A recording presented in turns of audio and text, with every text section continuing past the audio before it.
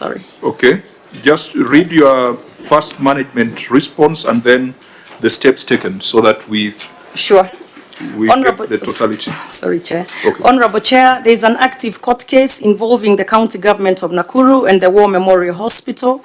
There is a court order number E077 of 2024 by the Court of Appeal directing the reopening of the hospital, and a joint committee was formed with representation from the county government and the defendants. The joint committee has since been established as per the court order, and deliberations are ongoing. Appendix 2.1 is the court order, and Appendix 2.2 are the appointments.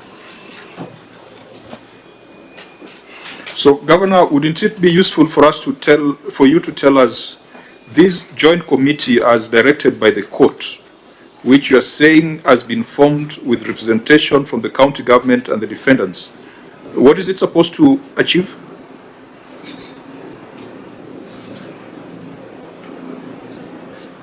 Oh, sorry, may I proceed? Yes. Oh, okay.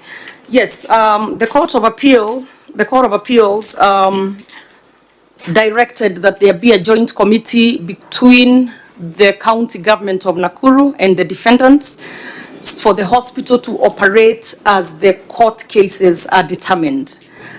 The committee was formed, and as you can see, we have attached those appointments. However, the defendants declined to have a joint committee run the hospital as we are waiting on the court cases. So that is why there was a gridlock and we could not proceed. And that is where we are right now. What is in contention? What is the crux of the matter? Because when I read the Auditor General's observation, the Auditor General ties it to an expired lease. What are the specific matters in court? I believe there's a civil and a criminal matter. Yes, Chair, as we said, it's an active case, so I can't go into too much detail. However, I will say that there is no lease on that. What they did, they went in, the defendants who have a criminal case that's also active, and forged or fraudulently came up with a lease and then wanted to continue operating with a fraudulent lease. But it is our position that there is no lease and you cannot just forge one and continue operating. They never went to the NLC. We actually went before the committee of the Senate, the Health Committee of the Senate, and that came out. But I believe that soon the issue will be resolved as the court cases have come to an end. They are at the tail end right now. So beyond the legal lease, to a woman who is expectant and needs to deliver and is at the doorstep of War Memorial Hospital, they'll be told there is a matter in court, so you can deliver in the bush? Or what's the situation on the ground? Chair, I'm sure you are aware that there are other hospitals in Nakuru County. As a responsible... I'm talking about that woman who perhaps lives just next to it. Annex Hospital and PGH are next door to it. They share a wall, actually. Yeah. So as a responsible governor who has to take care or is charged with taking care of the public land, I would not feel comfortable just allowing them to continue on fraudulent grounds, which actually they are in court on criminal cases, and just continue because on the flip side, we will say, where will this woman go to? This woman has other options, and because they were leasing it, previously it was a lease from the national government for the 99 years, and the 99 years elapsed. So if you don't have another lease, then go lease another property and continue with the hospital. But okay, you cannot just take public land and continue with it as though there is no crime that has been committed. So, members, legal lease versus lives, legal lease versus livelihoods. What is astonishing to me is that even from the legal perspective, if you look at the court order from the Court of Appeal at Nakuru, it's a consent order. A consent order by parties. I think, if I remember my law correctly, is that you cannot even appeal it. You cannot appeal a consent order, an order that is issued by consent of the parties. And if you look at the terms of the order, at paragraph 2 there, it is at page 368, Chair. The hospital shall be opened immediately under the joint management of 2 persons nominated by the applicant and 2 persons nominated by the first and second respondents. At paragraph 3, the court repeats itself that the 5 members shall immediately open the hospital with proper management and control over all issues relating to the hospital. This order is from 1st of October 2024, Governor. doesn't your legal team know what to do when people violate consent orders? What have you done about, what have you, if there is a court order that was very clear in its terms, you can't just say that the parties refused and then you roll over and then run to the Senate. That's not possible. There are legal implications of parties who violate court orders. So what have you done to address that as an entity from October of 2024 is what I want to know. Governor? Yeah, may I respond to that? Yes. As I said, and as you have seen the attached appendix here, we did the appointments, and the same people who are in court claiming that there is an urgency in reopening the hospital refused to proceed with the appointed committee. That's clear. So what we have have you done? we have asked our county attorney to go back to court for contempt.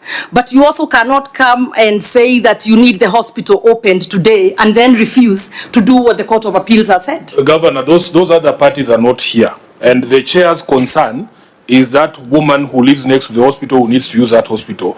If we have agreed that the hospital is going to be opened immediately, from October of 2024, we are now in July of 2026. Yes. Governor, you can't sit there and tell us that today is when you have instructed your council to go back. When did these people violate this court order? Since then, they were called by my people to come and open the hospital, and they declined. They said they will not participate. Our concern is not what they have done or not done. What have you as a government done? Because you should have gone to court immediately the same day and told the court that these people are in contempt of the We court. are not the ones with the urgency to open. It is them. So if they do not want to open together with the county, Governor, you will get into a lot of problems. Governor, please just calm down, because that's a dangerous. I'm down. It's a dangerous statement. By the way, I'm completely calm down. You haven't seen me up. Governor, we've seen you when you are calm. You are not calm. So please. You're trying to put words in my mouth. No, Can you be aggressive? I'm trying to help you, Governor. No, don't help me. I'm trying to help you. I have the prerogative as a chair to guide this meeting. There is no responsible county governor that can say that they have no urgency to open a health facility. That cannot be something. No, order, Governor. Order. You're telling me not to help you, now you want to respond. Do you want to say those condescending remarks on record? I mean, Yes. you are saying the chair is condescending, honestly. Yeah, I mean, when you say I want to help, You cannot cast aspersions on the chair. Okay, sorry, You have Chair. been a speaker and a member of the House. No, chair. I have desired, honorable members, I know these tricks. When issues are heavy, people resort to side shows so that we terminate the meeting. This meeting is not terminating. This meeting shall continue. Whether the client is hostile or not, we shall continue. So, Senator Sifuna, please proceed. Chair, the question was very straightforward, Governor. If we go to court with you and the court says you guys go and do this, if the other party doesn't do that, and you're being let down by your legal team, they know what to do, unless there is something that you're not telling us. Because I had somebody introduce themselves there as a county solicitor. Yes. You have in-house legal help. You have a court order for the people of Nakuru. Why is it not possible for you to go back to the court and say these guys are in contempt of court? Is there a story that you don't want us to know? Now, members, let's get the interjection so that, because I do not want an exchange between the governor and my committee, let the governor take note of the questions, then she will respond. Senator, maybe I can add on what Sifuna was trying to raise, and what the chair is trying also to raise. And I can tell the reason why maybe the governor is so, with due respect, with a lot of agitation, is because whatever she's saying, she's lying. She's lying to the committee as a senator of Nakuru County.